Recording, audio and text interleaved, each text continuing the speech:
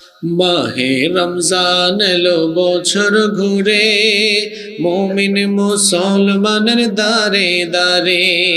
মাহে রমজান এলো বছর ঘুরে, মুমিন মুসলমানের দারে দারে। রহমতেরই বাণী নিয়ে, মাগফিরাতের পয়গাম নিয়ে, রহমতেরই বাণী নিয়ে, মাগফিরাতের পয়গাম নিয়ে এলো সবার মাঝে আবার ফিরে। মাহে রমজান এলো বছর ঘুরে, মুমিন মুসলমানের দারে দারে। মাহে রমজান এলো বছর ঘুরে, মুমিন মুসলমানের দারে দারে। গুনাহ মাফের এই তো সুযোগ, আল্লাহর প্রিয় হওয়ার এই তো সুযোগ। গুনাহ মাফের এই তো সুযোগ, আল্লাহর প্রিয় হওয়ার এই তো সুযোগ। এই সুযোগে নাও গো তুমি, এই সুযোগে নাও গো তুমি, আল্লাহর রঙে জীবন রঙিন করে। মাহে রমজান এলো বছর ঘুরে, মুমিন মুসলমানের দারে দারে। মাহে রমজান এলো বছর ঘুরে, মুমিন মুসলমানের দারে দারে। পাপী তাপী আয় রে ছুটে, আল্লাহর রহম তোরা নেরে লুটে। পাপী তাপী আয় রে ছুটে, আল্লাহর রহম তোরা নেরে লুটে। পাহাড় সমান পাপের বোঝা, পাহাড় সমান গুনার বোঝা, দেবেন রহিম সবই ক্ষমা করে। মাহে রমজান এলো বছর ঘুরে, মুমিন মুসলমানের দারে দারে। মাহে রমজান এলো বছর ঘুরে, মুমিন মুসলমানের দারে দারে।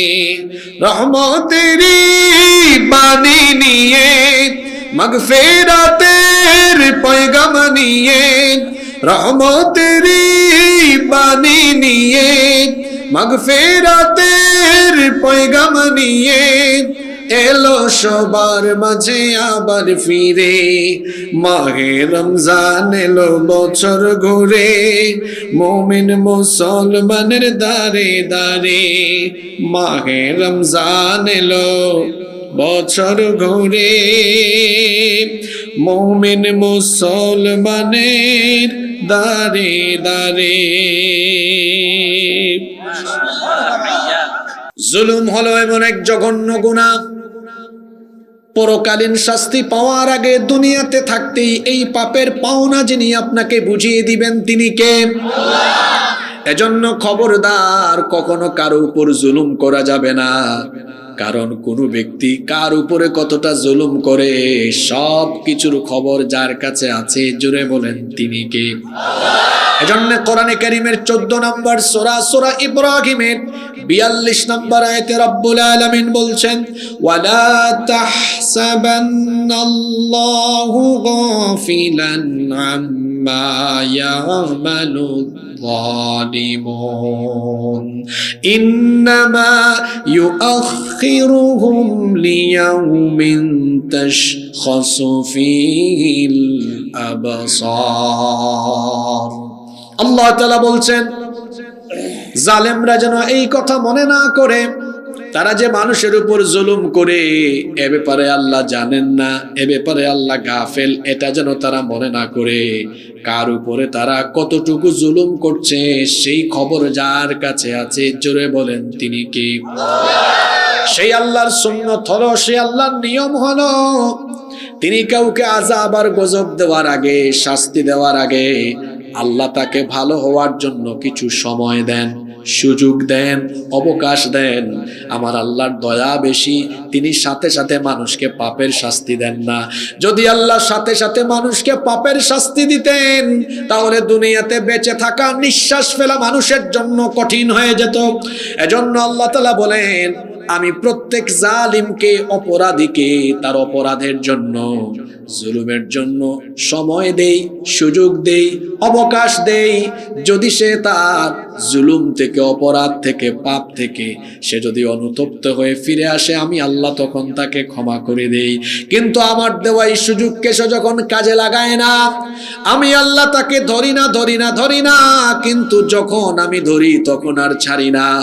কোরআনে কারীমের 25 নম্বর সূরা বুরুজের মধ্যে আল্লাহ, কোরআনে কারীমের 85 নম্বর সূরা বুরুজের মধ্যে আল্লাহ বলছেন, ইন্না বাতশা রাব্বিকা লাশাদীদুন ইন্নাহু হুয়া ইউবদিউ ওয়া ইউঈদ। ইন্না বাতশা রাব্বিকা লাশাদীদ, নিশ্চয় তোমার রবের ধরা বড় কঠিন, তোমার রবের পাকড়াও বড় কঠিন। আবার বুখারী এবং মুসলিম শরীফে হাদিস এসেছে, আবু মুসা আল আশআরী রাদিয়াল্লাহু আনহু, এই হাদিসের বর্ণনাকারী সাহাবী, তিনি বলছেন আল্লাহর নবী বলেছেন, ইন্নাল্লাহা লা ইউমলি লিয-যালিম, নিশ্চয়ই আল্লাহ তাআলা জালিমকে সময় দেন, সুযোগ দেন, অবকাশ দেন। আল্লাহ জালিমকে ছাড় দেন, কিন্তু কোন জালিমকে আল্লাহ ছেড়ে দেন না। আল্লাহ ধরেন না, কিন্তু ফাইদা আখাযাহু লাম ইউফলিতহু, যখন আল্লাহ ধরেন তখন আর ছাড়েন না। দুনিয়া সৃষ্টির পর থেকে আজ অবধি আল্লাহ তাআলা কোন জালিমকে তার পাপের শাস্তি না দিয়ে, জুলুমের প্রাপ্য পাওনা বুঝিয়ে না দিয়ে আল্লাহ তাকে দুনিয়া থেকে বিদায় করেননি। এজন্য রব্বুল আলামিন কোরআনুল কারীমের 22 নম্বর সূরাতুল হজের 45 নম্বর আয়াতে বলছেন, ফাকাআইয়িম মিন ক্বরয়াতিন আহলাকনাহা ওয়া হিয়া যালিমাতুন ফাহিয়া খাওয়িয়াতুন আলা উরুশিহা ওয়া বিইরিম মুআত্তাদাতিন ওয়া কসরিম মাশীদ। আল্লাহ তাআলা বলছেন, এমন বহু জনপদ আছে, এমন বহু এলাকা আছে যার অধিবাসীরা জালিম, জুলুম করার কারণে আমি আল্লাহ তাদের উপরে এমন আযাব আর গজব, এমন শাস্তি দিয়েছি। আমি তাদের বাড়ি ঘরের ছাদকে বিধ্বস্ত করে দিয়ে সমূলে তাদেরকে ধ্বংস করে দিয়েছি। তাদের জুলুমের কারণে সেই জালিম অধ্যুষিত এলাকায় যখন আমার গজব পতিত হয়েছে, তাদের কুয়া পর্যন্ত আমি আল্লাহ পরিত্যক্ত বানিয়ে দিয়েছি। শুধু তাই নয়, ওয়া কসরিম মাশীদ, জুলুম করে করে করে করে তারা যে নিজেদের সুউচ্চ সুরম্য প্রাসাদ বানিয়েছে, আমি আল্লাহ যখন তাদেরকে আযাব আর গজব দিয়েছি, পরিস্থিতি এমন বানিয়েছি, তাদের সুউচ্চ সুরম্য প্রাসাদকে আমি মাটির সাথে মিশায়া দেওয়ার পরিস্থিতি তৈরি করে দিয়েছি। মনোযোগ আছে না গেছে? কি বুঝেন আপনি? খুব ভালো করে খেয়াল করেন। কোরআনুল কারীমের 29 নম্বর সূরাতুল আনকাবুতের 40 নম্বর আয়াতে আল্লাহ আরো বলছেন, ফাকুল্লান আখাযনা বিযামবিহি ফামিনহুম মান আরসালনা আলাইহি হাসিবা ওয়া মিনহুম মান আখাযাতহুস সাইহাতু ওয়া মিনহুম মান খাসাফনা বিহিল আরদা ওয়া মিনহুম মান أغرقنا وما كان الله ليظلمهم ولكن كانوا أنفسهم يظلمون। আল্লাহ তাআলা বলছেন, অতঃপর আমি আল্লাহ প্রত্যেক জালেমকে তাদের জুলুমের কারণে পাকড়াও করেছি। সূরা আনকাবুতের এই 40 নম্বর আয়াতে আল্লাহ তাআলা দুনিয়ার 4টি জালেম সম্প্রদায়ের উপরে আল্লাহর যে গজব নাজিল হয়েছিল, সেই গজবের বর্ণনা আল্লাহ দিয়েছেন।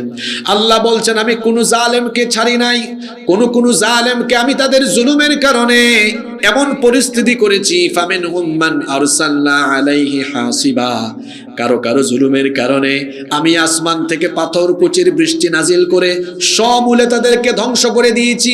ওয়ামিনহুম মান আখাযাতহুস সাইহা, কারো কারো জুলুমের কারণে আসমান থেকে বজ্রনিনাদের মাধ্যমে তাদের 14 গোষ্ঠী আমি নির্মূল করে দিয়েছি।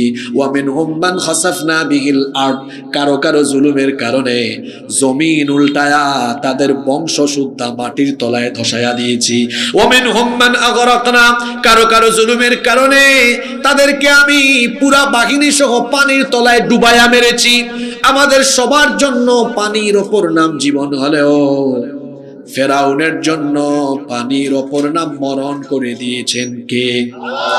আস্তে বলবেন না, জোরে বলেন কে?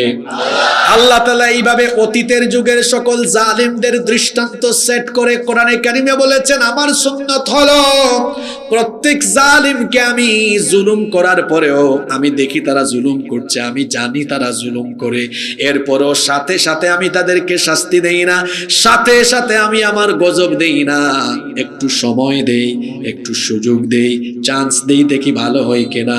আল্লাহ বলেন আমি তাকে সময় দেওয়ার পরে, সুযোগ দেওয়ার পরেও সে যখন জুলুম থেকে ফিরে আসে না, এই জুলুম এমন পাপ, আমি তাকে দুনিয়াতেই শাস্তি দেই, দুনিয়াতে শাস্তি দিয়েই মারি। এজন্য আল্লাহ অতীতের যুগে কোনো জালেমকে আল্লাহ ছাড়েন নাই। জুলুমের শাস্তি হলো এমন, আল্লাহ জালিমকে ধরেন না, ধরেন না, ধরেন না। যখন আল্লাহ ধরেন তখন এমন ভাবে ধরেন বাড়ি ছাড়া দেশ ছাড়া করে তারপরে বিদায় করে। এটার শাস্তি নগদ। জুলুমের শাস্তি নগদ না বাকি? জোরে বলতে হবে, নগদ না বাকি? গত 15-16 বছর তো বহু জুলুম আপনারা দেখেছেন।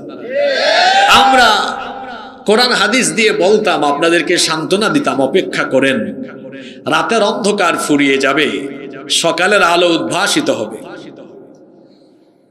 রাতের পরে যেমন সকাল হয়, তেমনি জুলুমের পরে নাজাত আসবে। কারণ আল্লাহ তো কোনো জালেমকে ছেড়ে দেন নাই, কোন জালেমকে আল্লাহ ছাড়েন না। এজন্য মানুষের উপর জুলুম করা যাবে না, কারণ মজলুমের চোখের পানি অভিশাপ হয়ে ফিরে আসে। এজন্য আল্লাহর হাবিব বলেছেন, ইত্তাকু দাওয়াতাল মাজলুম, মজলুমের বদদুয়া থেকে তোমরা নিজেদেরকে বাঁচাও। কারণ মজলুম যখন আল্লাহর দরবারে দোয়া করে, মজলুমের দোয়া আল্লাহ ফিরায় দেন না। এমনকি হাদিসে এসেছে, আল্লাহর নবী বলেছেন, ওয়া ইন কানা কাফিরান, যদি কোনো মজলুম কাফির হয়, ফা ইন্নাহু লাইসা দুনাহা হিজাব, মজলুম আর কাফিরের মাঝখানে, মজলুম আর আল্লাহর মাঝখানে কোনো পর্দা নাই। সুবহানাল্লাহ। কোন মজলুম ব্যক্তি যদি কাফির হয় আর জালিম সে যদি মুসলমান হয়, কথা খেয়াল করে শুনবেন, কোন জালিম যদি মুসলমান হয় আবার কোন মজলুম যদি কাফির হয়, আমার আল্লাহ তখন মজলুম কাফেরের পক্ষে থাকবেন, জালিম মুসলমানের বিরুদ্ধে চলে যাবেন। কারণ যখন জুলুম আরম্ভ হয় তখন আল্লাহ মুসলমান আর অমুসলিম বিবেচনা করেন না, তখন আল্লাহ জালিম আর মজলুমের বিষয়টা বিবেচনা করেন। আমার আল্লাহ মজলুমের পক্ষে, জালিমের বিরুদ্ধে। এজন্য যখন কোথাও মানুষের উপর জুলুম আরম্ভ হয়, মজলুম যখন চোখের পানি ছাড়ে, সেটা জালিমের জন্য অভিশাপ হয়ে ফিরে আসে। আমার দেশে যেই জালিমরা এত অধপতনে গেল, এমন দুনিয়াবি আযাব আর গজব পেল, এমনি এমনি পায় নাই। গত 15-16 বছর ধরে বহু নিরীহ আলেমকে মসজিদ থেকে, মাদ্রাসা থেকে, অফিস থেকে, মাহফিল থেকে, বাসা থেকে ধরে নিয়ে গিয়ে, নিরীহ জনগণকে ধরে নিয়ে গিয়ে সামনে ককটেল রেখে, দেশীয় অস্ত্র শস্ত্র রেখে জঙ্গি জঙ্গি নাটক নির্মাণ করে সেই নিরীহ মানুষদেরকে যখন জেলখানায়, আয়নাঘরে, বিভিন্ন টর্চার সেলে রেখে রেখে বছরের পর বছর নির্যাতন করেছে। মজলুমদের চোখের পানি রাত বিরাতে পড়েছে, মজলুমদের যেই চোখের পানি গজব হয়ে আল্লাহর কাছ থেকে ফিরে এসে তাদের পরিণতি এমন হয়েছে, পরিস্থিতি এমন ভাবে আল্লাহ বদলে দিয়েছেন যে সকল জালিমেরা চোরের মতো দেশ ছাড়তে বাধ্য হয়েছে। দুনিয়া সৃষ্টির পর থেকে আজ পর্যন্ত কোথাও এমন বিপ্লব হয় নাই। একেবারে টপ লেভেল থেকে একেবারে তৃণমূল পর্যন্ত সব জামাতে পালায়, এমনকি বাইতুল মুকাররমের মসজিদের ইমাম পর্যন্ত পালায়। পৃথিবীর ইতিহাসে এমন বিপ্লব হয় নাই, এমন বিপ্লব হয়েছে। আর এই বিপ্লবের কাণ্ডারি হলো, এই বিপ্লবের অগ্রসেনানী, এই বিপ্লবের নায়ক হলো এই 18, 20, 22, 25, 26 বছরের ইয়াং ছেলেরা, জেন জি। এরা দেখিয়ে দিয়েছে তারা চাইলে ইতিহাস বদলাতে পারে, তারা চাইলে সভ্যতাকে নির্মাণ করতে পারে।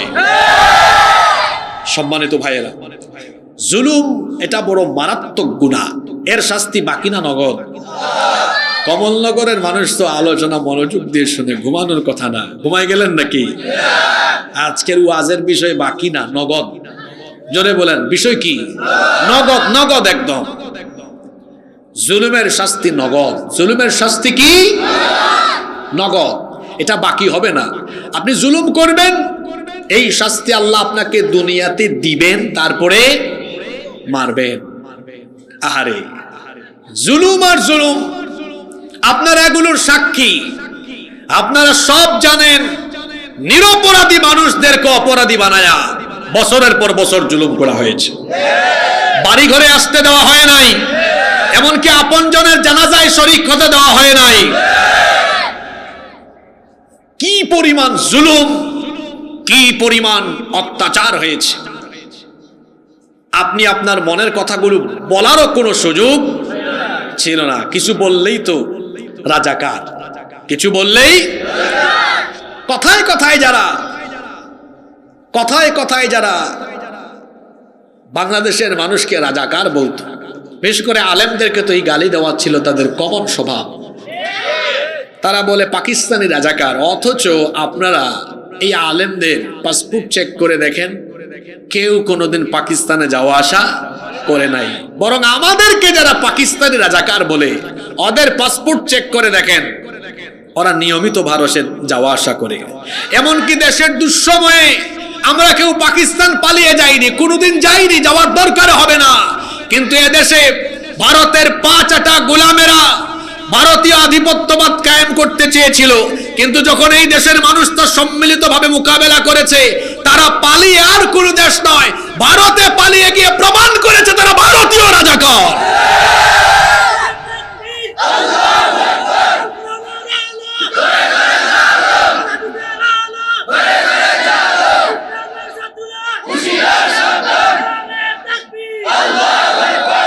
আসলে ইতিহাস এমন, আপনি যা করবেন ইতিহাস আপনাকে ফিরায় দিবে।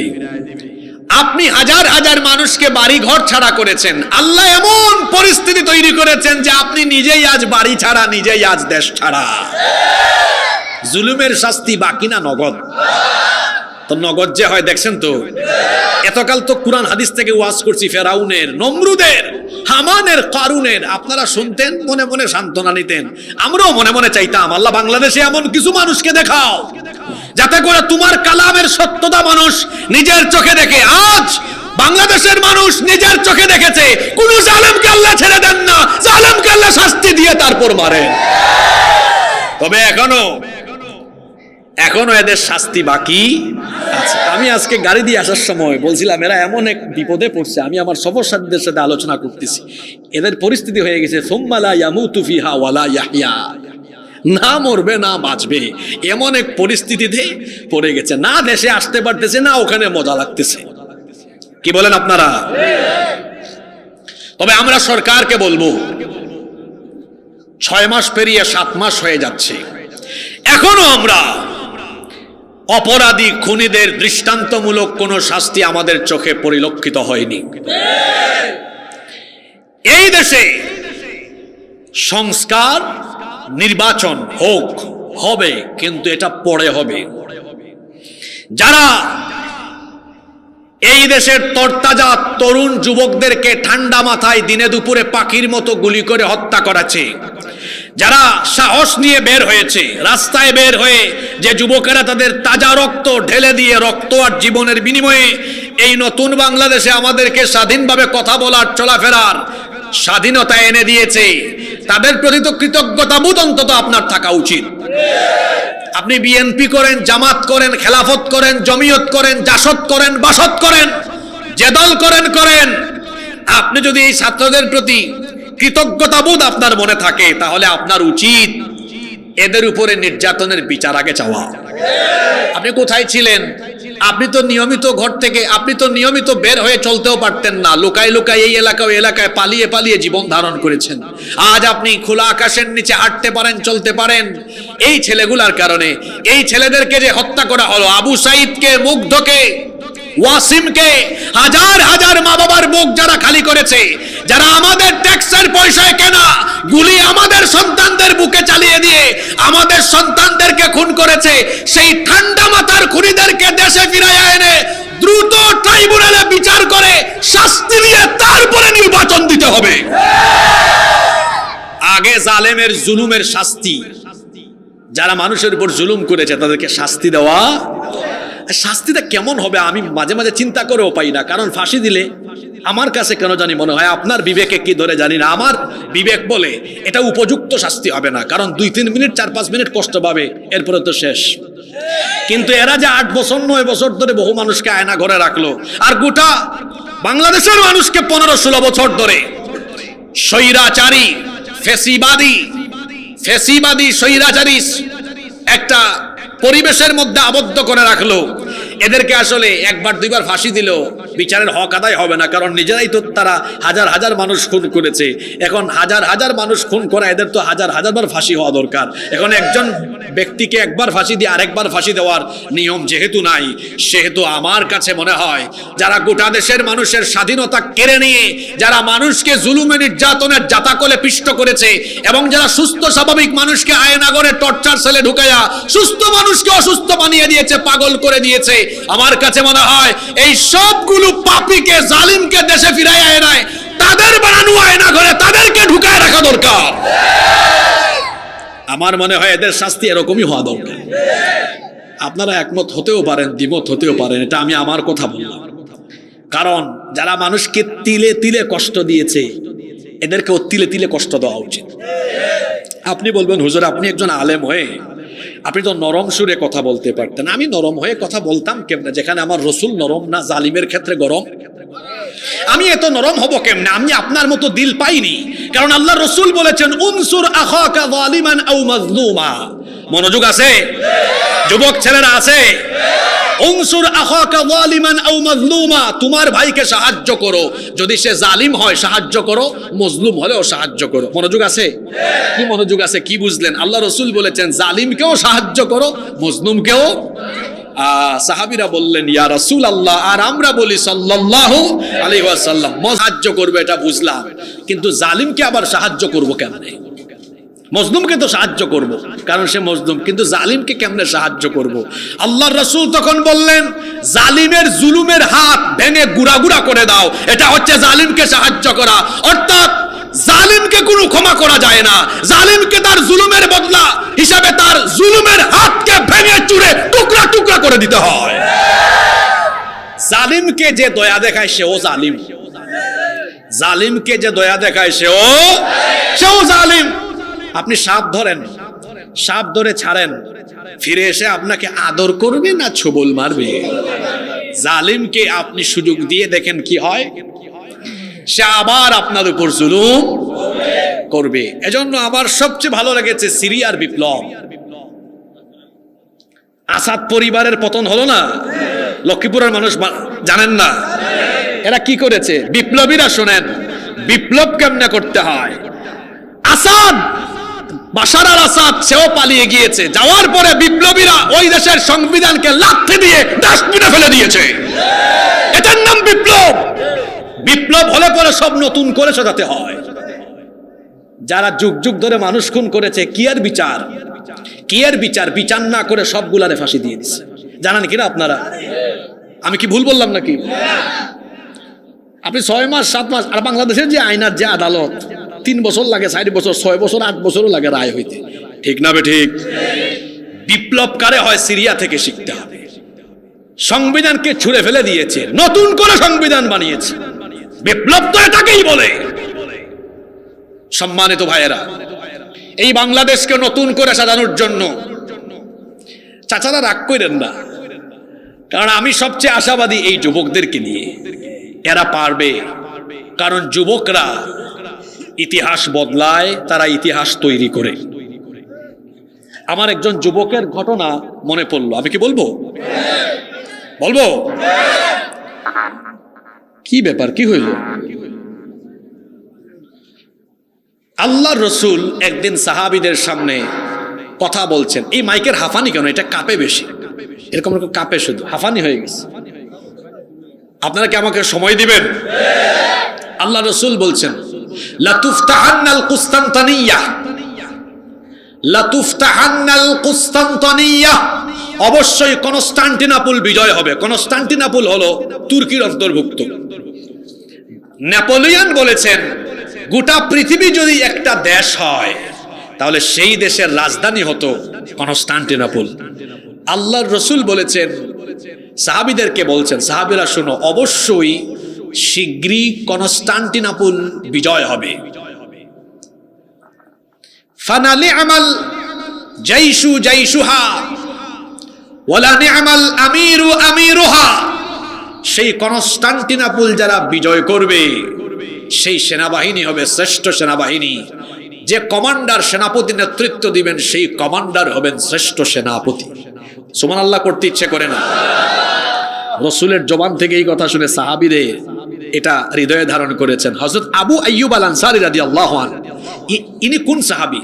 নবীজি মদিনায় যার বাড়িতে গিয়ে আশ্রয় নিয়েছিলেন। তিনি তার জীবনের শেষ দিকে 80 বছরের পরে তিনি এক বাহিনী নিয়ে গিয়েছিলেন কনস্টান্টিনোপলে, কিন্তু দুর্গ পর্যন্ত পৌঁছেছেন, বিজয় করতে পারেন নাই। অনেকেই চেষ্টা করেছেন। অবশেষে রসুলের ইন্তেকালের 800 বছর পরে, কত বছর পরে? অটোম্যানদের শাসন আমলে সুলতান মুহাম্মদ বিন মুরাদ আল ফাতিহ, কি বললাম? সুলতান মুহাম্মদ বিন মুরাদ আল ফাতিহ 21 বছর। যুবক ভাইদের কিচ্ছা চলতেছে, আমি বলছিলাম না যুবকরা ইতিহাস গড়ে। সুলতান মুহাম্মদ বিন মুরাদ আল ফাতিহ বয়স মাত্র 21 বছর। কত বছর? 21। এই মুহাম্মদ বিন মুরাদ আল ফাতিহ 21 বছরে তিনি তার অটোম্যানদের বাহিনী নিয়ে গিয়েছেন ওই কনস্টান্টিনোপল বিজয়ের জন্য। ওই অভিযানে গিয়ে 21 বছরের এই যুবক সেনাপতি তার বাহিনী দিয়ে তাদেরকে পরাস্ত করে কনস্টান্টিনোপল বিজয় করেছেন। আচ্ছা, সুবহানাল্লাহ তো বললেন, ঠিক আছে। এবার পরবর্তী কথা খেয়াল করেন। বিজয় হওয়ার পরে এবার এই সেনাবাহিনী, মুসলমানদের এই সেনাবাহিনী চিন্তা করছেন, আমরা বিজয় কেমনে উদযাপন করব। সবাই মিলে সিদ্ধান্ত নিলেন, আমরা 2 রাকাত নামাজ আদায় করব। 2 রাকাত নামাজ আদায় করে এই বিজয় আমরা উদযাপন করব। 21 বছরে তিনি যে এত পরিমাণ বীরত্ব গাথা নিয়ে এই কনস্টান্টিনোপল বিজয় করলেন, এটা কি এমনি এমনি করেছেন না কোয়ালিটি ছিল? জোরে বলেন। কোয়ালিটিটা বুঝবেন এখন। শোনেন, সিদ্ধান্ত হলো 2 রাকাত নামাজ আদায় করব, কিন্তু এই নামাজে ইমামতি করবেন এমন একজন ব্যক্তি যিনি বালেগ হওয়ার পরে জীবনে কোনোদিন নামাজ জামাত ছাড়েন নাই। শুধু জামাত না, মা'আত তাকবীরাতুল উলা, একেবারে তাকবীরে উলার সাথে 5 ওয়াক্ত নামাজ পড়েছেন এমন ব্যক্তি আজকের এই নামাজে ইমামতি করবেন। এখন সবাই চুপচাপ, কেউ সামনে যায় না, কারণ 5 ওয়াক্তের নামাজি অনেকেই আছে, কিন্তু একদম 5 ওয়াক্ত জামাত আবার তাকবীরে উলার সাথে কেউ আর সামনে যায় না। অবশেষে দেখা গেল 21 বছরের ওই যুবক যিনি কমান্ডার ছিলেন, সেনাপতি মুহাম্মদ বিন মুরাদ আল ফাতিহ, তিনি চুপচাপ সামনে চলে গেলেন, গিয়ে বললেন, আমি আমার জীবনের এই আমলটি লুকায় রাখতে চেয়েছিলাম, কিন্তু আজকে তোমরা সবাই মিলে যে সিদ্ধান্ত নিলে আজকে আমার এই গোপন বিষয়টি ফাঁস হয়ে যাচ্ছে। আহারে, আমি তো বালেগ হওয়ার পর থেকে আজকের দিন পর্যন্ত তাকবীরে উলা ছাড়া কোনো নামাজ আমি আদায় করি নাই, সব নামাজ তাকবীরে উলার সাথে আদায় করেছি। কত বছরের ছেলে? এখানে যারা বসে আছে 21, 22, 23, 24 বছরের ছেলেরা, এই বাংলাদেশকে নতুন করে আপনারা বিনির্মাণ করবেন। আগামীর পৃথিবীকে আপনারা নেতৃত্ব দিতে পারবেন যদি মুহাম্মদ বিন মুরাদ আল ফাতিহের মতো আপনারা আল্লাহওয়ালা দিনদার হতে পারেন। বাংলাদেশ নয়, এই গোটা পৃথিবীতে আপনারা নেতৃত্ব কায়েম করতে পারবেন ইনশাআল্লাহ। যুবকরা ইতিহাস বানায়, ইতিহাস তৈরি করে। সুতরাং আমার বিপ্লবী যুবক ভাইদেরকে বলবো, যেভাবে আপনারা জালিমের জুলুমের হাত ভেঙে চুরে গুড়া গুড়া করে দিয়েছেন, ঠিক তেমনি নতুন বাংলাদেশ বিনির্মাণে আপনাদেরকে এগিয়ে আসতে হবে। আল্লাহ আমার যুবক ভাইদেরকে সেই সামর্থ্য যোগ্যতা দান করে দেন, বলেন আমিন। কষ্ট হচ্ছে আপনাদের? তাহলে এক নাম্বার যে পাপ নিয়ে আমরা কথা বললাম, জুলুম, এর শাস্তি নগণ্য বাকি। আমরা কেউ জুলুম করি না তো? করেন না? না দেখায় আপনাকে করেন কেমনে। গত পরশুদিন ফেনীতে একজন একটা চিরকুট আমাকে দিয়েছেন, সেখানে লেখা, হুজুর আমি প্রবাসী। আরে প্রবাসী ভাইরা অনেক কষ্ট করে। বিদেশে গেলে দেখা যায়, আমরা তো মাঝে মাঝে যাই, আমাদের প্রবাসী ভাইরা টাইম মেনটেন করে চলেন, ডিউটি করেন, বাসায় ফিরে নিজেরা রান্না বান্না করে খান, টাইম মতো ঘুমাইতে হয়। আপনারা তো ফোন দিয়ে বলবেন এই 20,000 টাকা পাঠা, 30,000 টাকা পাঠা। আর আমার ভাই রক্ত পানি করে কত কষ্ট করে উপার্জন করে, টাইম মেনটেন করে তারা চলাফেরা করে। প্রবাসীদের কষ্ট বোঝা যাবে না যদি প্রবাসে যদি কেউ না যায়, এত কষ্ট করে আমার ভাইরা। তো আমার এক ভাই লিখছে, আমরা 3 ভাই, কিন্তু আমার আব্বা আম্মা 3 জনকে 3 চোখে দেখে, যে বেশি ইনকাম করে তার একটু ভালো নজরে দেখে। এই যদি পরিস্থিতি হয়, এটা কি বলেন তো ইনসাফ হলো না জুলুম হলো? তো জুলুম আমাদের পরিবারে আছে না নাই? পিতা মাতা সন্তানের উপর জুলুম করছে, আবার সন্তান তার আব্বা আম্মার উপর জুলুম করছে, খেদমত করে না, দেখাশোনা করে না। বড় ভাই হয়ে ছোট ভাই বোনদের জায়গা সম্পদ সে একাই মেরে খেয়েছে। এই রকম বড় ভাই বোন আছে না নাই? তো এটা ইনসাফ না, এটা জুলুম। আবার দেখা যায় চাচা ভাতিজার সম্পদ গ্রাস করে ফেলেছে, এলাকার মাতব্বর বংশের তেলায়, বংশের গৌরবে, বংশের শক্তি দিয়ে, শরীর আর শারীরিক শক্তি আর রাজনৈতিক শক্তি দিয়ে বহু মানুষের জায়গা জমির আইল ঠেলায়া নিজের ভেতরে ঢুকায় দিয়েছে। এমন জালিম তো কোনো এলাকায় নাই। প্রতিবেশীর উপর জুলুম করে, সমাজ বা রাষ্ট্রীয় দায়িত্ব পেয়ে সমাজ আর রাষ্ট্রের মানুষের উপর জুলুম করে, সমাজের যে সেক্টরে যে পর্যায়ে আপনি মানুষের উপর জুলুম করবেন, জুলুমের শাস্তি দুনিয়াতেই যিনি দিবেন তিনি কে? জুলুম করা যাবে? কষ্ট হচ্ছে আপনাদের? 2, যে পাপের শাস্তি শুরু হবে দুনিয়ায়, পিতামাতাকে কষ্ট দেওয়া। যে সন্তান পিতামাতাকে কষ্ট দিবে, এই কুসন্তানকে দুনিয়াতে শাস্তি দিবেন কে? আখিরাতে তার শাস্তি কি? মনোযোগ আছে আপনাদের? আখিরাতে তার শাস্তি হলো, যারা তাদের আব্বা আম্মাকে কষ্ট দেয়, কিয়ামতের দিন আল্লাহ তাআলা ওই সন্তানের দিকে ফিরেও তাকাবেন না, তার সাথে কথাও বলবেন না, তাকে আল্লাহ পবিত্র করবেন না, জাহান্নাম থেকে মুক্তি দিবেন না। প্রথম কথা হলো, কি বলেছিলাম? তার দিকে আল্লাহ, জোরে বলেন, আল্লাহ ফেরেশতাদেরকে বলবেন এর দিকে তাকানোরও আমার কোনো ইচ্ছে নাই, ওর সাথে হিসাবের কোনো ফাংশন নাই, ওরে ধরো আর জাহান্নামে নিয়ে নিক্ষেপ করো। এজন্য আমি আমার ভাষায় এইভাবে বলি, পিতা মাতাকে যারা কষ্ট দেয় এরা বিনা হিসাবে জাহান্নামী। কোনো হিসাব নাই এর সাথে, আল্লাহর কোনো হিসাবের ফাংশন, হিসাবের কোনো কি নাই, ফাংশনই নাই। কি এর হিসাব? আল্লাহ বলবেন এর সাথে কোনো হিসাবই নাই, এরা জাহান্নামে নিয়ে নিক্ষেপ করে। এই জন্য আল্লাহর নবী বলেছেন, পিতামাতা হলো তোমার জন্য জান্নাত, হুমা জান্নাতুকা আও হুমা নারুকা। পিতামাতা তোমার জন্য জান্নাত অথবা পিতামাতা তোমার জন্য জাহান্নাম। অর্থাৎ পিতামাতাকে রাজি করলে, খুশি করলে আল্লাহ আপনার উপর রাজি খুশি হয়ে আপনাকে যিনি জান্নাত দিবেন, জুড়ে বলেন তিনি কে? পিতামাতা আপনার জন্য জাহান্নাম। তার মানে হলো কেউ যদি তার পিতামাতাকে আঘাত করে, কষ্ট দেয়, দুঃখ দেয়, আল্লাহ ওই ব্যক্তির উপর নারাজ হয়ে আল্লাহ তাকে জাহান্নাম দিয়ে দিবেন। এটা তো বাকি, অর্থাৎ মরণের পরে। দুনিয়াতে এই অবাধ্য সন্তানের শাস্তি কি শুনেন আল্লাহর নবী কি বলছেন। মুস্তাদরাকে হাকিমের ভেতরে হাদিস বর্ণিত হয়েছে, সাইয়্যিদিনা আনাস ইবনে মালিক রাদিয়াল্লাহু আনহু হাদিসের বর্ণনাকারী সাহাবী, তিনি বলছেন আল্লাহর নবী বলেছেন, বাবানি মুআজ্জিলানি উকুবাতুহুমা ফিদ দুনিয়া। দুটি পাপের দরজা হলো এমন, এই দুটি পাপের দরজা দিয়ে যারা প্রবেশ করবে, দুনিয়াতে দ্রুত গতিতে এদেরকে শাস্তি দিবেন কে?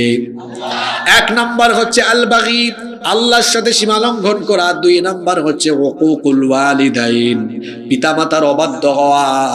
যারা তাদের আব্বা আম্মাকে কষ্ট দিবে, আব্বা আম্মাকে আঘাত করবে, আব্বা আম্মার দেখাশোনা করবে না, যারা বাবা মাকে কষ্ট দেয়, মরার পরে জাহান্নাম। কিন্তু দুনিয়াতে আল্লাহ এমন নগদে শাস্তি দিবেন, দুনিয়াতে তার জীবনকে আযাব, গজব, বেজ্জতি, জিল্লতি, অভাব, অনটন, এমন কি অশান্তি দিয়ে তার জীবনটাকে যিনি ভরপুর করে দিবেন তিনি কে?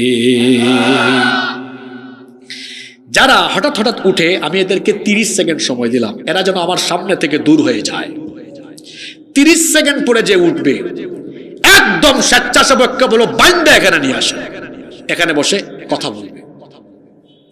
এখানে কি সার্কাস চলে? আমি যে কথা বলা শুরু করলাম, কোনো আলতু ফালতু কথা হচ্ছে? মাহফিলে কিছু লোক আছে সরকারি, আর কিছু হলো দরকারি। সরকারি শ্রোতার আমার দরকার নাই, কারণ যুগ জামানা পাল্টে দিতে চাই না অনেকজন, একজনই আনতে পারে জাতির জাগরণ। পৃথিবীতে সংখ্যা দিয়ে কোনো কিছুই হয় নাই। বদর সংখ্যা দিয়ে হয় নাই, সংখ্যায় কম ছিল কিন্তু ইমানি কোয়ালিটি ছিল, যার কারণে 313 জনের কাছে 1000 কাফির পালিয়ে যেতে বাধ্য হয়েছে। সংখ্যা দিয়ে কিছুই হয় না, লাগে কোয়ালিটি, লাগে কি কোয়ালিটি। সুতরাং এখানে এত পরিমাণ জনসংখ্যা লাগবে বিষয়টা এমন নয়, বরং সংখ্যায় অল্প হোক, আমার কাজের কাজই লাগবে। আমাদের দেশে হবে সেই ছেলে কবে, কথায় না বড় হয়ে কাজে বড় হবে, আমার কাজের কাজই দরকার। তো যাদের সমস্যা আছে, যাদের একদম পেশাব টেশাব অবস্থা সিরিয়াস, ছুটে যাবে, দৌড় মারেন, ভাগেন। যাদের আরো সমস্যা আছে, বিড়ির টান মারছে, সুপারির টান মারছে, তাও ভাগেন। কারণ ক্লাসের দুর্বল ছাত্ররা এরা ফাঁকিবাজি করে, ভালো ছাত্ররা ক্লাস শেষ না হওয়ার আগে কখনো ক্লাস থেকে যায় না। আমার ভালো ছাত্র দরকার, দুর্বল এগুলা দিয়া কোনো দরকারে নাই। দুর্বল দিয়া কিছুই হয় না, 15 বছর 16 বছর 20 বছরও কিছু হয় নাই। আর সবলরা যখন আগায় তখন 1 মাসই কাম হয়। বুঝেন নাই আপনারা? আমার কাজের কাজই দরকার, দুর্বল দিয়া কি হবে বলেন? সম্মানিত ভাইয়েরা, সম্মানিত বাবারা, 2 নাম্বার যে পয়েন্ট বলছিলাম, আব্বা আম্মার সাথে বেয়াদবি করলে এই শাস্তি বাকি না নগদ, এই শাস্তি নগদ। এজন্য আল্লাহর নবী বলেছেন, আলা উহাদ্দিসুকুম বিআকবারিল কাবাইর, আমি কি তোমাদেরকে বড় বড় কবিরা গুনাহ সম্পর্কে সচেতন করব না?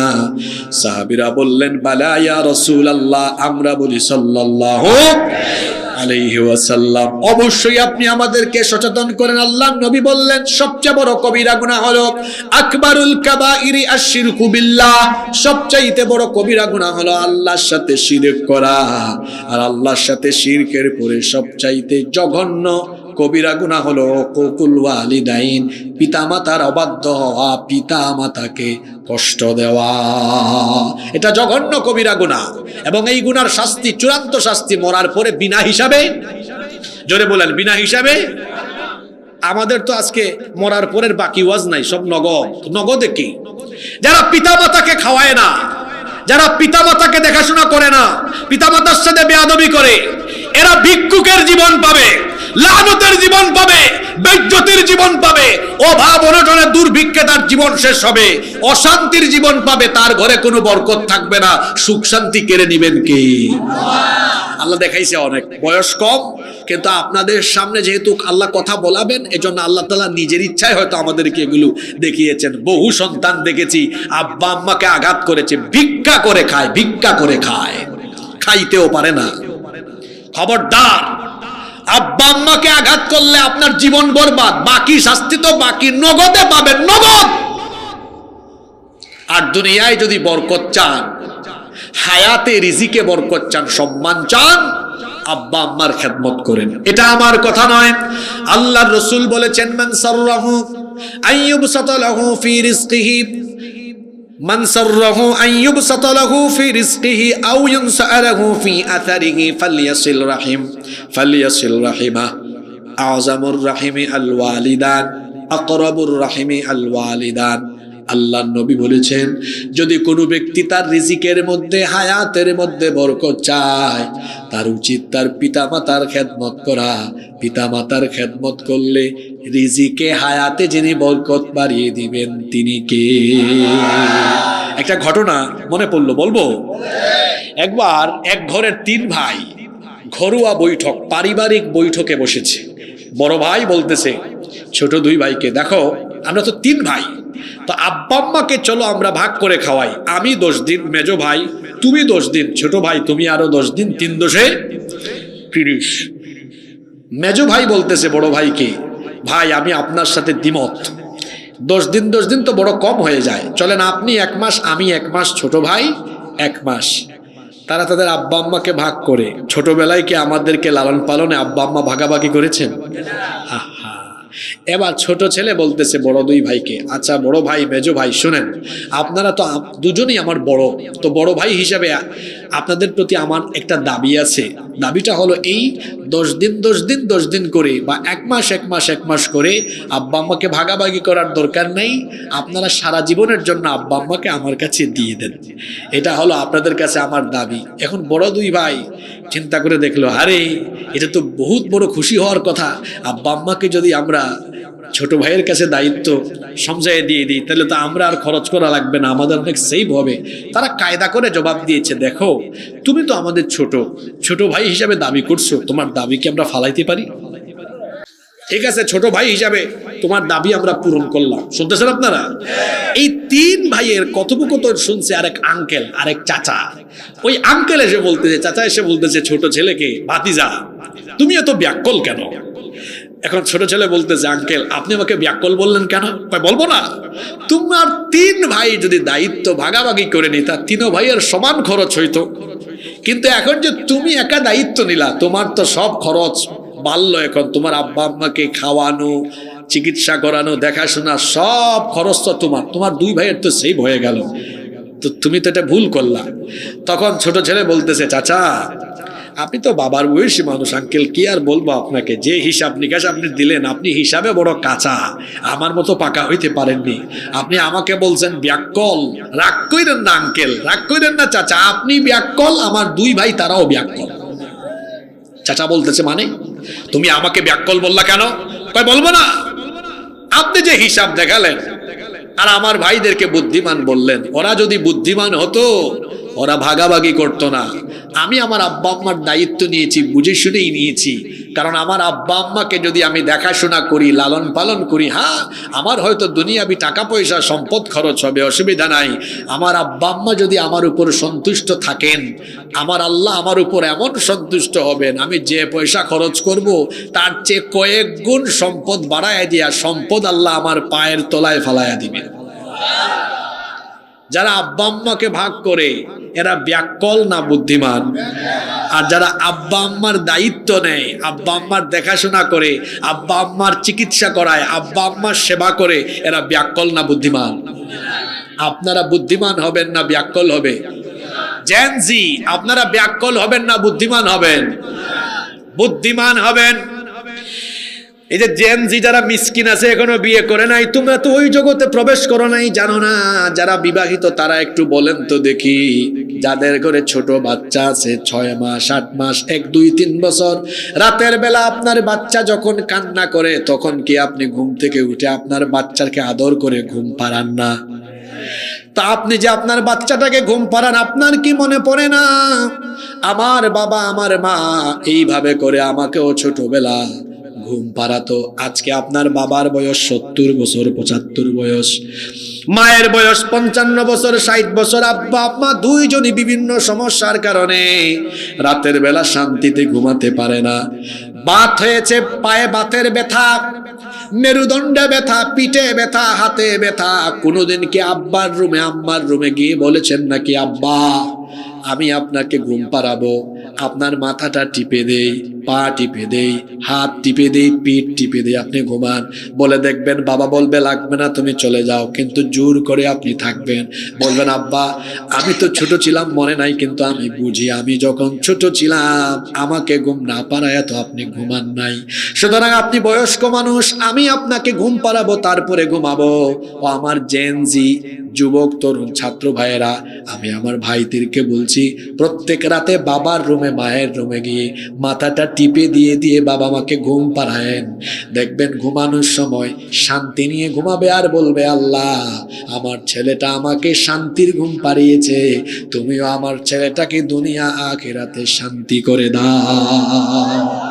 খালি সুবহানাল্লাহ কইলে চলবে না, আজকে থেকেই আমল শুরু। বাবা মায়ের দোয়া ছাড়া বড় হওয়া যায় না। আজ আমার নিজের বাবার কথা মনে পড়লো। আমার বাবাকে হারিয়েছি আমি 2012 সালে।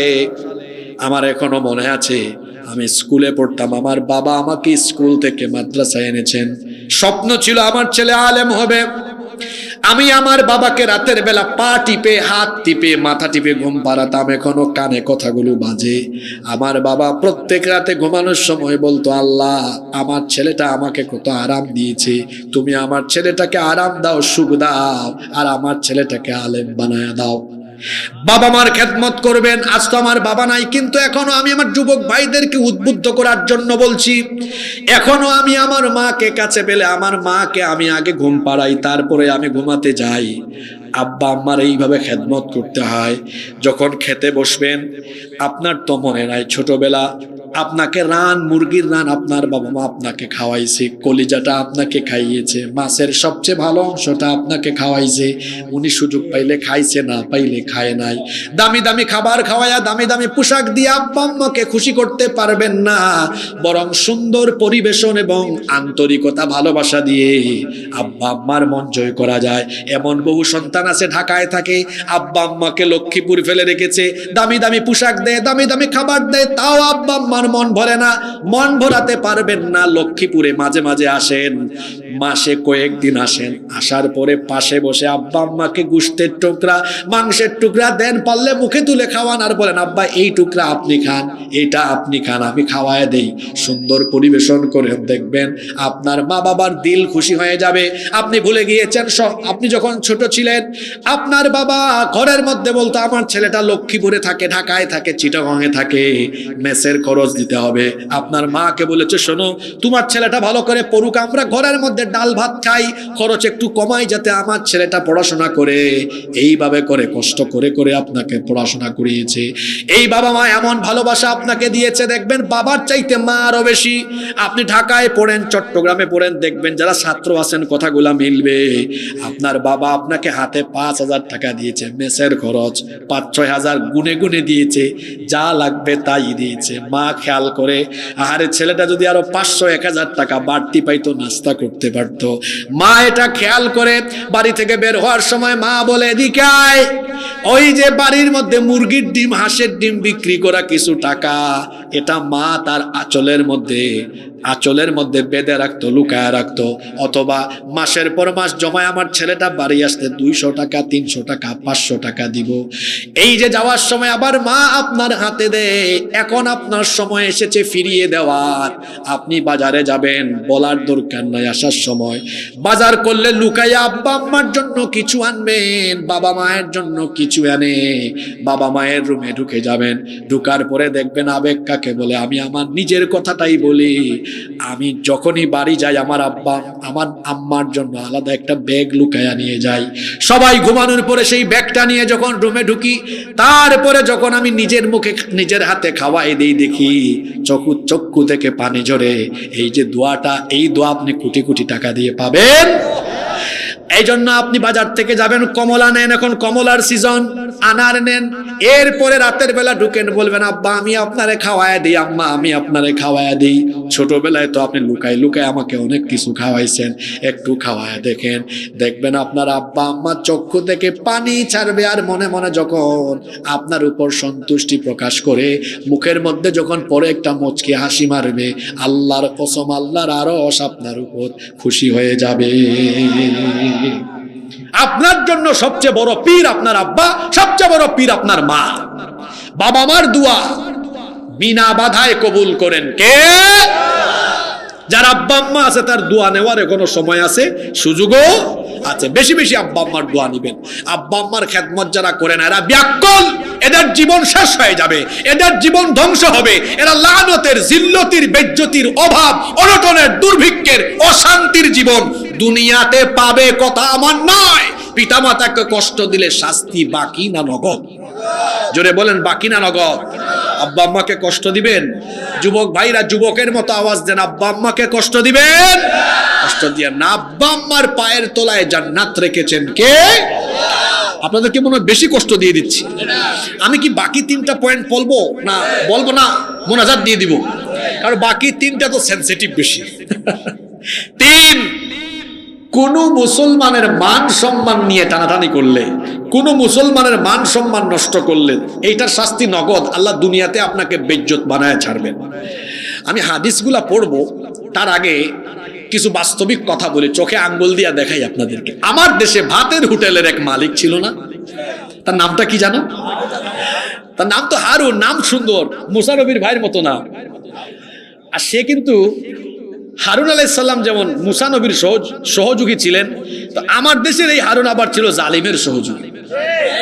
এক হারুন ছিলেন পয়গাম্বরের সহযোগী, তিনিও পয়গাম্বর, আর এই হারুন চলে গেছে আরেক পথে, সে হইছে জালেমের সহযোগী। তো যুবকরা আবার একটু মজা করে টিটকারি করে তাকে হাউন আঙ্কেল, তাই না? আচ্ছা, আপনাদের মনোযোগ আছে তো? এক হোটেল খুলছে, আরে বাপরে বাপ, বিখ্যাত হোটেল এটা। ক্যামেরার সামনে এই হোটেলে ভাত খাওয়ায়, আর ক্যামেরার আড়ালে এই হোটেলে চলে টর্চার সেলের নির্যাতন চলে।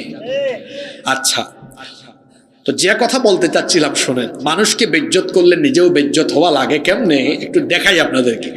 কওমি অঙ্গনের একজন ওই যে ছোট হুজুর আছেন না, মাওলানা রফিকুল ইসলাম মাদানী, উনি এটা বলছেন, উনি ফেসবুকে এটা লিখেছেন। উনি যখন জেলে ছিলেন, তাকে নাকি একবার জেল থেকে বের করে হাতির ঝিলে নিয়ে দুই দিকে রাস্তা ব্লক করে এক অর্ধনগ্ন অসভ্য নারীকে এনে তার পাশে রেখে ছবি তুলেছে। তো তিনি জিজ্ঞেস করলেন, ভাই আপনারা এটা করছেন কেন? তারা বলতেছে, আমরা রিমান্ডে যা জিজ্ঞেস করব সব আমাদের কথা মতো উত্তর দিবেন, যদি না দেন ছবি তুললাম, বেজ্জত বানায় ছাড়বো। তো মাওলানা রফিকুল ইসলাম মাদানী তিনি বলছেন, আমি সেদিন চোখের পানি ছেড়েছি আর বলেছি, আল্লাহ তুমি তো সব দেখতেছো। এই হারুন শুধু রফিকুল ইসলাম মাদানী সাহেবকে নয়, আরো বহু আলেমকে বেজ্জত করার যে চেষ্টা করেছে, আল্লাহ তাকে ছাড়েন নাই। ওই যে আল্লাহ বলছেন শাস্তি নগদ। এখন এটা ভদ্র সমাজ, এখানে বিভিন্ন শ্রেণী পেশার মানুষ আছেন। আমি তো এই ভদ্র সমাজে এমন কিছু বলতে পারবো না যেটা বলা আমার জন্য শুভনীয় নয়, যে শব্দ বলা, যে শব্দ চয়ন করা অসুন্দর হবে, অশুভনীয় হবে। এজন্য আমি জাস্ট এটা বলছি, হারুনকে আল্লাহ জাতির সামনে এমন বেজ্জত বানিয়েছেন, যুবকরা এটা জানে। যেহেতু জানে আমি আর বলবো না, কারণ এটা মাহফিল, এখানে তো এমন কিছু বলা ঠিক নয় যেটা অশুভন হয়, অসুন্দর হয়। আপনারা তো জানেন আল্লাহ কি তাকে ছেড়ে দিয়েছেন? জোরে বলেন, ছেড়ে দিয়েছেন? আল্লাহ তাকে একদম বেজ্জত করে জাতির সামনে ছেড়ে দিয়েছেন। এখানে শেষ করেননি আল্লাহ। যারাই যখন যে কাউকে বেজ্জত করবে, আল্লাহ তাআলা তাকেও বেজ্জত করেন, এটা চিরন্তন সত্য কথা। আপনারা দেখেন, এই কোরআনের বাগানের রূপকার যাকে বলা হয়, কোরআনের কিংবদন্তি খাদেম শহীদ আল্লামা সাঈদী রহমতুল্লাহ আলাইহি, আপনারা জানেন এই মহিলা, এই কুখ্যাত মহিলা আল্লামা সাঈদীকে ধর্ষণকারী, যুদ্ধাপরাধী, মানবতা বিরোধী ট্যাগ লাগিয়ে চেয়েছিল এই বাংলাদেশের তৌহিদবাদী মানুষের হৃদয় থেকে সাঈদীর নাম মুছে দেওয়ার জন্য। এই মহিলা কি সফল হয়েছে? আসলে আমি প্রায় এখন বলি, এই মহিলার কপাল হলো এমন, এই মহিলা যা করে তার নিজের কপাল পুড়ে। এখন পালায় গিয়া ভারত থেকে চাইছে বাংলাদেশে একটা অশান্তির আগুন লাগাই, এবং সে একটা বক্তব্য দিয়ে চাইছে মানুষের মধ্যে অশান্তি লাগাইতে, কিন্তু তার নিজের বাড়িটাই শেষ হয়ে গেছে। মানে যেদিকে যায়, যেদিকে হাত দেয়, যেদিকে যা করার চেষ্টা করে, তার নিজের কপাল পুড়ে। এই ছেলেগুলার এখনো খেপায়।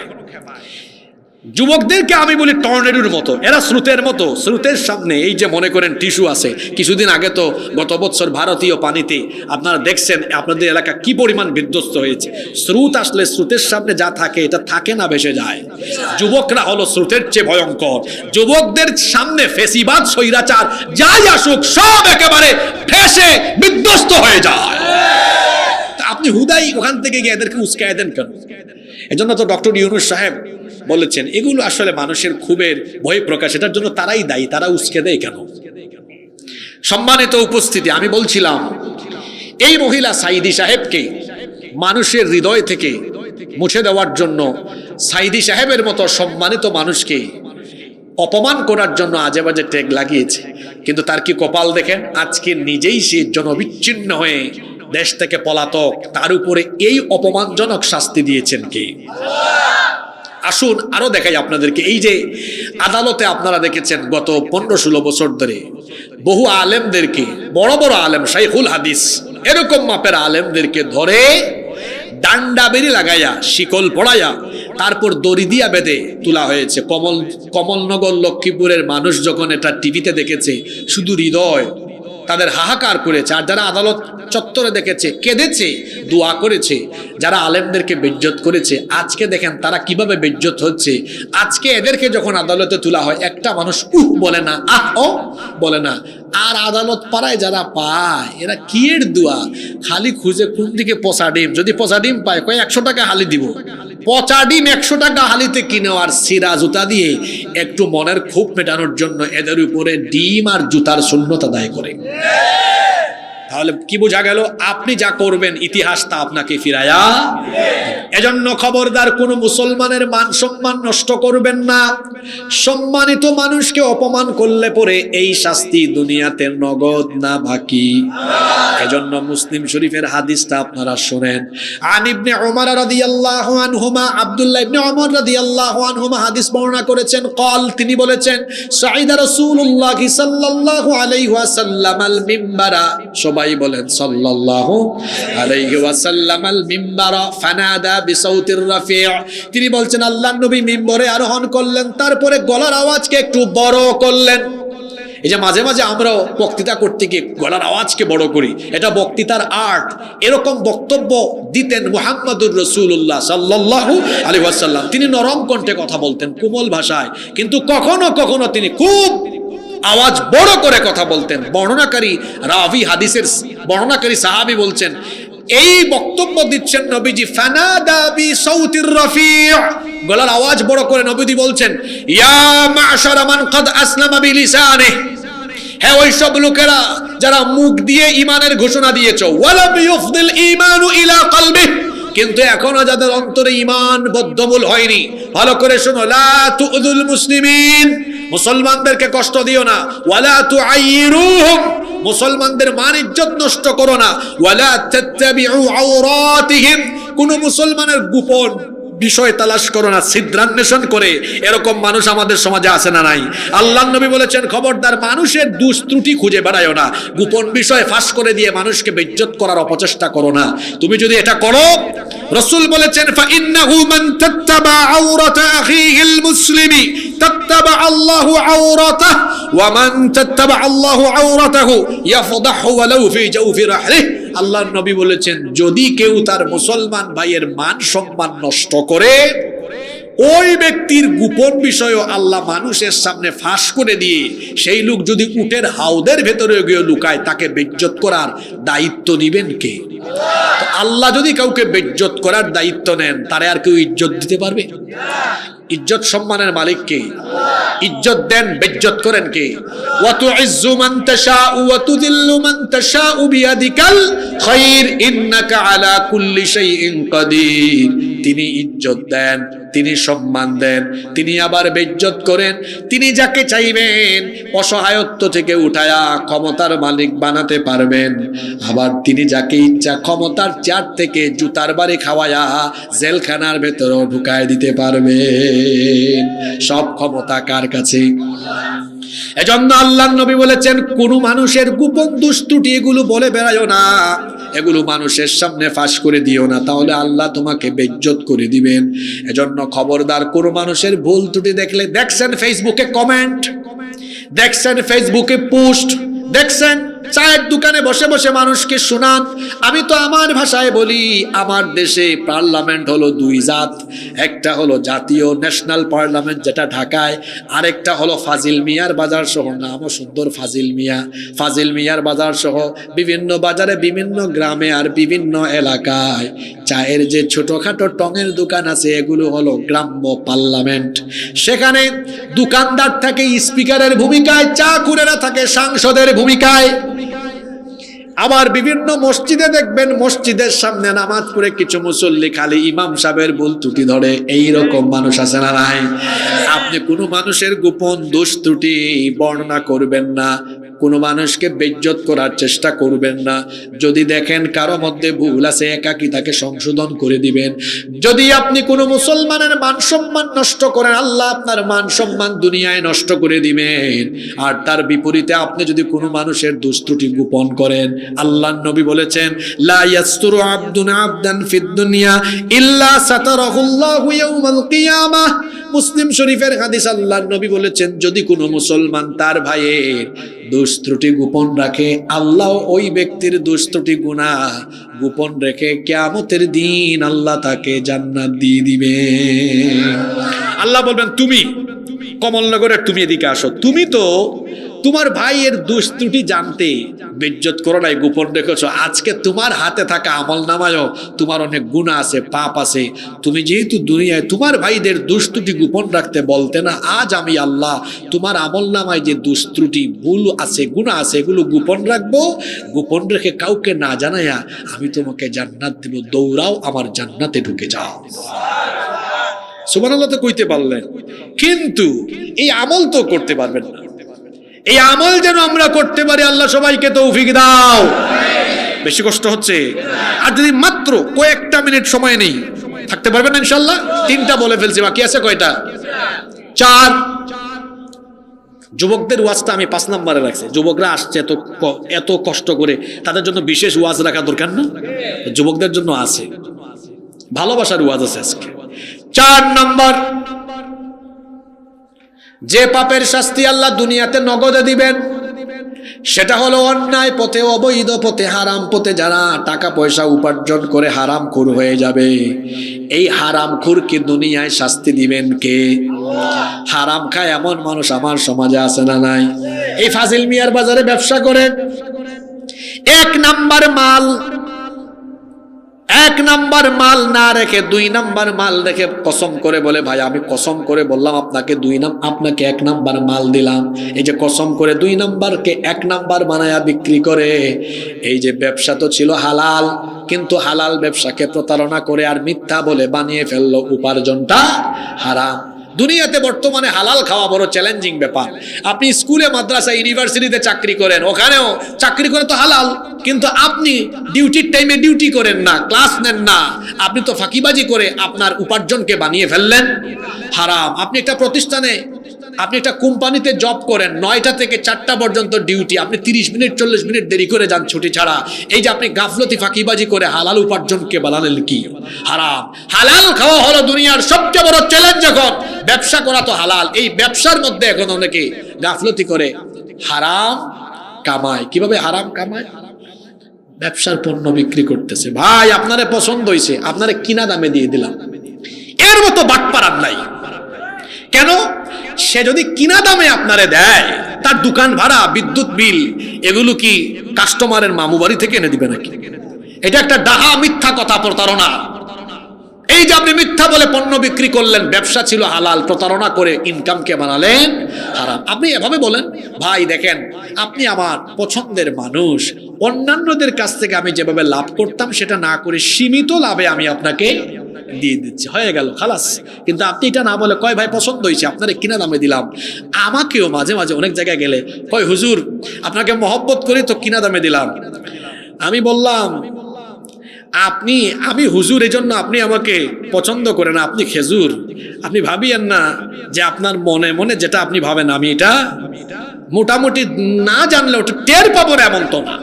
আপনি ব্যবসা করবেন, ব্যবসার মতো করবেন, ব্যবসায় কোনো খাতির নাই। আপনার পছন্দের মানুষ হোক, লাভ ছাড়া পণ্য বিক্রি করবেন না, এটা করতে পারেন। কারো কাছে লাভ করেন 2 টাকা, পছন্দের মানুষ আসছে করলেন 1 টাকা, কিন্তু লাভ ছাড়া কেন আপনি পণ্য বিক্রি করবেন? এই যে মিথ্যা বলে ধোঁকাবাজি করে হালালকে বানায় ফেলছে কি? খবরদার, হারাম পন্থায় পয়সা উপার্জন করে হারাম খাওয়া যাবে না। কেউ যদি হারাম পন্থায় উপার্জন করে হারাম খায়, শরীরের রক্ত মাংস হাড্ডি গোটা শরীরটাই হয়ে যায় হারাম। আর এই হারামখোর যখন তার শরীরের হারাম রক্ত মাংস নিয়ে নামাজে দাঁড়ায়, সে যখন রোজা রাখে, সে যখন হজ করে, যাকাত আদায় করে, এই হারামখোরের কোনো নামাজ, রোজা, হজ, যাকাত, ইবাদত, বন্দেগী, দোয়া কোনো কিছুই কবুল হয় না। কারণ ইবাদত এবং দোয়া কবুলের পূর্ব শর্ত হলো হালাল খাওয়া। জোরে বলেন কি খাওয়া? এজন্য খবরদার হারাম খাবেন না। আল্লাহর নবী বলেছেন ইন্না হাযাল মালা খাদিরাতুন হুলওয়া, আল্লাহর নবী বলেছেন নিশ্চয়ই দুনিয়ার এই মাল সম্পদ হলো সুমিষ্ট চাকচিক্যময় লোভনীয়। আল্লাহর নবী বলেছেন ফামান আখাযাহু বিহাক্কিহি ওয়া ওয়াদাহু ফি হাক্কিহি ফানি'মাল মাউনাতু হুয়া, যে ব্যক্তি বৈধ পথে এই সম্পদ অর্জন করে বৈধ পথে খরচ করে আল্লাহ তার সম্পদের মধ্যে বরকত দেন। সুবহানাল্লাহ। এরপরে আল্লাহর নবী বলছেন ওয়ামান আখাযাহু বিগাইরি হাক্কিহি কানা কাল্লাযী ইয়াকুলু ওয়া লা ইয়াশবা, আর যে ব্যক্তি অন্যায় অবৈধ হারাম পথে টাকা পয়সা কামায় সম্পদ অর্জন করে, রাসূল এত সুন্দর উপমা দিলেন, ওই ব্যক্তির উদাহরণ হলো সেই ব্যক্তির মতো যে ব্যক্তি খাবার খায় কিন্তু পেট ভরে। অর্থাৎ হারামখোররা হয় এমন, এরা যত পায় তত আরো পাইতে চায়। দেখবেন যারা হারাম পথে পয়সা কামায় এরাই চোর পাগলা, কি নামও দিয়েছেন, চোর পাগলা। অসুবিধা নেই, আমার মনে হয় এই এলাকার মানুষ সব ইসলাম পাগলা। আল্লাহ সবাইকে ইসলাম পাগল হিসাবে কবুল করেন। হারামখোর, হারাম খায়, চোর পাগলায় কোনো মতে বাড়ি বানালে তারপরে বলে আরে এখন যদি লক্ষ্মীপুর শহরে একটা বাড়ি করতে পারতাম। লক্ষ্মীপুর শহরে বাড়ি করার পরে হারামখোর, ওই যে রাসূল বলেছেন হারামখোরের উদাহরণ এমন, খাবার খায় পেট ভরে না। তখন মনে মনে চিন্তা করে ঢাকায় যদি একটা বাড়ি করতে পারতাম। ঢাকায় বাড়ি করার পরে চিন্তা ধরে হায় রে হায়, যে এত মানুষকে আমি ঠকাইলাম, জুলুম করলাম, হারাম খাইলাম, যদি কোনো সময় অ্যাকশন আরম্ভ হয়, দেশ ছাড়া লাগতে পারে, তো দেশ ছেড়ে কোথায় যাব, অন্তত বিদেশে একটা সেকেন্ড হোম বানাই। তখন কানাডার বেগমপাড়ায়, আমেরিকান নিউ ইয়র্কে তারা সেকেন্ড হোম বানায়। ওখানে বানানোর পরেও হারামখোর হারাম খাওয়া ছাড়ে না, হারামই খায়। এই হারামখোরদের প্রাচুর্যের প্রতিযোগিতা, প্রাচুর্যের নেশা তাদের মাথার থেকে যাবে না। কখন যাবে? আল্লাহ সূরা তাকাসুরে বলেছেন আল্লাহ কুমুত তাকাসুরু হাত্তা যুরতুমুল মাকাবির। এই হারামখোরের ধন সম্পদের নেশা, এটা তার মাথার থেকে যাবে না, তার মাথা থেকে এটা যাবে তখন কবরে যাবে যখন। এই জন্য আল্লাহর নবী বলেছেন এদের পেট দুনিয়ার কোনো সম্পদ দিয়ে ভরবে না। ওয়ালা ইয়ামলা ফাহু ইল্লা তুরাব, কবরের 3.5 হাত মাটি ছাড়া এদের পেট কিছু দিয়ে ভরবে না। পেট ভরে না এদের। আমার দেশে চোর হলো 2 জাত, কথা বুঝে থাকলে বলেন আমার দেশে চোর কয় জাত? একটা হলো অভাবের, আর একটা হলো স্বভাবের। অভাবের চোর, এই চোর পাগলায় তার বাড়ি, তার বউ বলতেছে ঘরের মধ্যে কোনো খাবার দাবার নাই, যাচ্ছে পথ দিয়ে, পথের ধারে পেয়েছে ফুলকপির ক্ষেত আর পাইছে আলুর ক্ষেত, ডানে বামে তাকিয়ে দেখেছে কেউ নাই, কিছু ফুলকপি আর কিছু আলু লুঙ্গির চিপার ভিতরে ঢুকাইয়া মারছে দৌড়। এই যে লোকটা চুরি করলে, এই লোকটা কি অভাবের চোর না স্বভাবের চোর? আরেকজন লোক ওই ঢাকায় বড় অফিসে চাকরি করে, সরকার তাকে মাস শেষে বেতন দেয়, ঈদের সময় বৈশাখ মাসে ভাতাও দেয়, থাকার জন্য বাড়ি দিয়েছে, চলার জন্য গাড়িও দিয়েছে। তারপরেও দেখবেন এই লোক তার অফিসে যখন বসে, কেউ গেলে টেবিলের নিচে দিয়ে হাত ঢুকায় বলে এদিকে কিছু দিয়া যান, নইলে কাজ তাড়াতাড়ি হবে না। টাকা ছাড়া ফাইল হাঁটে না, এবং কলমের খুঁচায় চুরি করে, জনগণের দায়িত্ব বলে আরো সাংঘাতিক রকমের চুরি করে আঙ্গুল ফুলে কলা গাছ হয়ে যায়। সরকার তাকে বেতন দেয়, ভাতা দেয়, গাড়ি দেয়, বাড়ি দেয়, তার তো অভাব নাই, তারপরেও চুরি করে কেন? আপনারা কি বলেন, এটা অভাবের চোর না স্বভাবের চোর?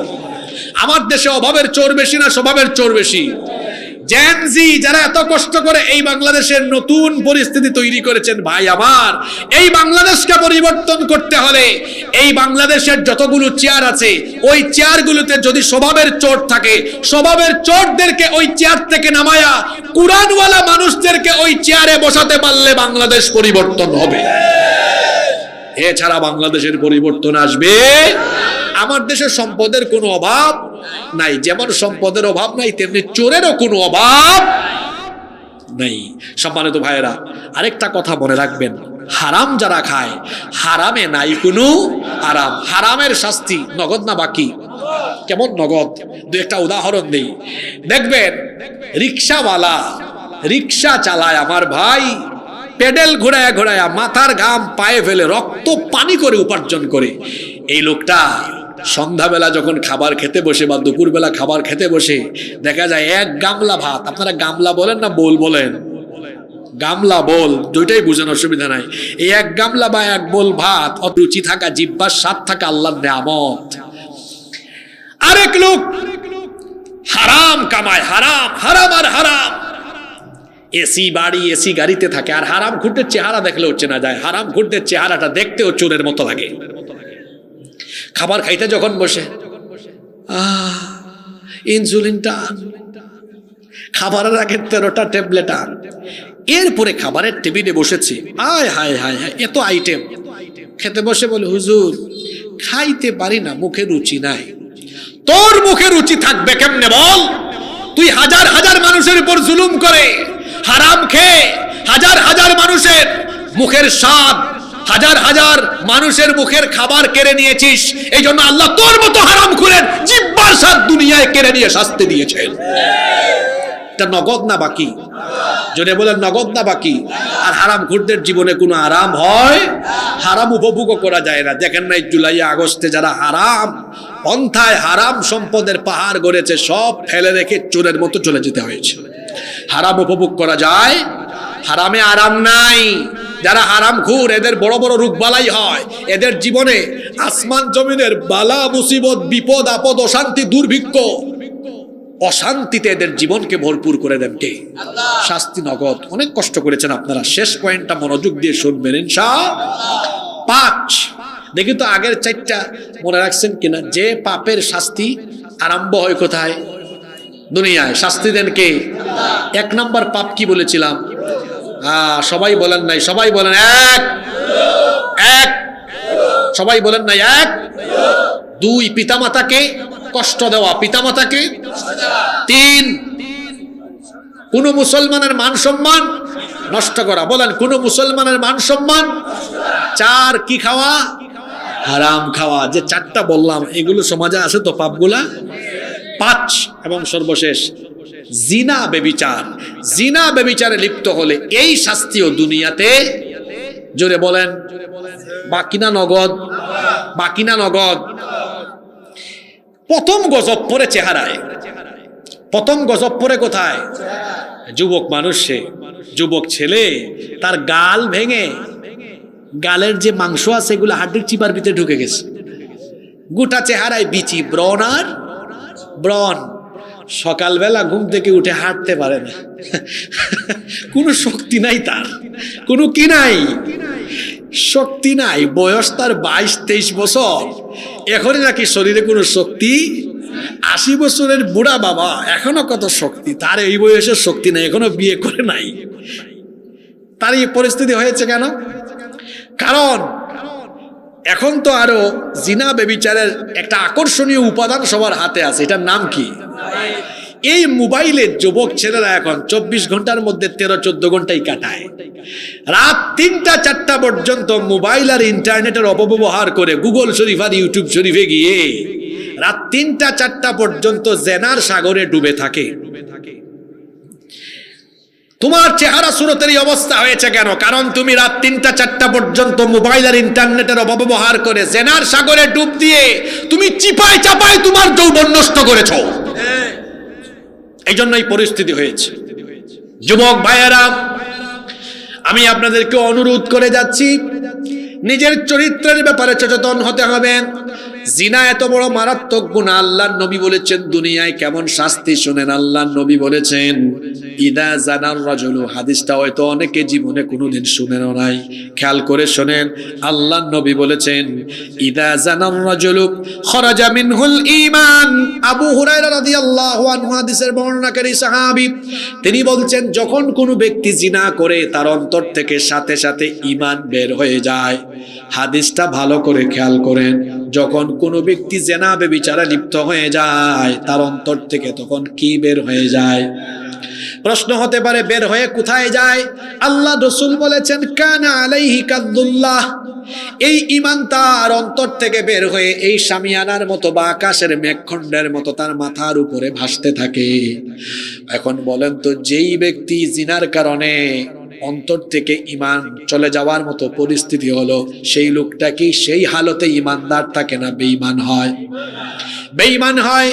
ও আমার যুবক ভাইয়েরা, এই যে রাতের বেলা গার্লফ্রেন্ডের সাথে চ্যাটিং আর দিনের বেলায় ডেটিং, এই দুইটাই মিলে দিনে রাতে যে হয় আপনার জিনা, এই জিনা অবস্থায় থাকলে পরে নবী তো বলেছেন অন্তর থেকে ঈমানটা বের হয়ে যায়। আপনি তো বেঈমান অবস্থায় থাকলেন। ও আমার ভাই, মরণের তো কোনো নিশ্চয়তা নাই। আমরা সমাজে এমনও দেখি হঠাৎ করে বহু যুবক ছেলে দুনিয়া থেকে চলে যাচ্ছে, এমন হয় কি হয় না? পৃথিবীতে আসার সিরিয়াল আছে কিন্তু যাওয়ার কোনো সিরিয়াল নাই। মাঝে মাঝে দেখা যায় দাদা বেঁচে আছেন, বাবাও বেঁচে আছেন, নাতি কিংবা ছেলে দুনিয়া থেকে চলে গিয়েছে, এমন হয় কি হয় না? ও আমার কলিজার টুকরা যুবক ভাইয়েরা, পায়ে ধরে বুঝাই যাচ্ছি, কথাগুলা বুঝার চেষ্টা করেন। এই যে রাতের বেলা আপনি জিনার সাগরে ডুবে থাকলেন, এই অবস্থায় যদি আপনার মরণ হয়ে যায়, আচ্ছা বলেন তো মরণ হতে পারে কি পারে না? এই অবস্থায় যদি মরণ হয়ে যায়, তো রসুল তো বলেছেন যে ব্যক্তি জিনা বেবিচারে লিপ্ত থাকে তার অন্তরে ঈমান থাকে না, তাহলে এই লোকটা বেঈমান। তো আপনি যদি এই অবস্থায় মরেন, বেঈমান হয়ে মরলেন, নবীজি বলেছেন ইউবাতু কুল্লু আবদিন আলা মা মাতা আলাইহি, যে মানুষ যে অবস্থায় মরবে কিয়ামতের দিন ওই অবস্থায় হাসরের মাঠে উঠবে। তো কেউ যদি জিনা বেবিচারে লিপ্ত থেকে বেঈমান হয়ে মরে, কিয়ামতের দিন তার হাসর হবে রসুলের সাথে না বেঈমানের সাথে? আসতে বলবেন না, জোরে বলেন, রসুলের সাথে না বেঈমানের সাথে? বেঈমানের সাথে আপনার হাসর হবে, জাহান্নামে যাওয়া লাগবে, এটা বাকি, আর নগদ তো শাস্তি আছে। বেঈমানের মতো জীবন যাপন করলেন, আপনার জীবনে কোনো বরকতি থাকবে না, জীবনটা বেজ্জতির জীবন হয়ে যাবে। কিন্তু আপনি যদি এখনো তওবা করেন, আল্লাহর নবী বলেছেন ফাইদান কাতা রাজা ইলাইহিল ঈমান, কিন্তু কোন যুবক যদি ভুল বুঝে তওবা করে, আমি আল্লাহ তাকে মাফ করে দেই, তার ঈমান আবার তার কলবের ভেতরে ঢুকায়া দেই।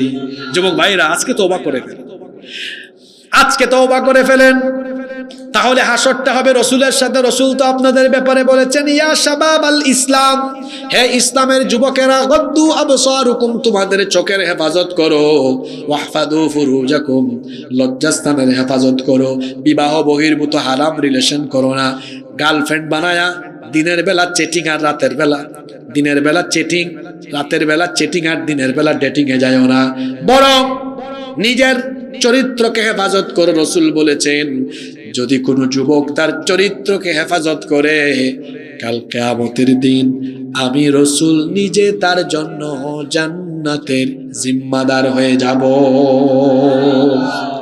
আমরা কি কিয়ামতে বেঈমানের সাথে থাকতে চাই না রসুলের সাথে থাকতে চাই?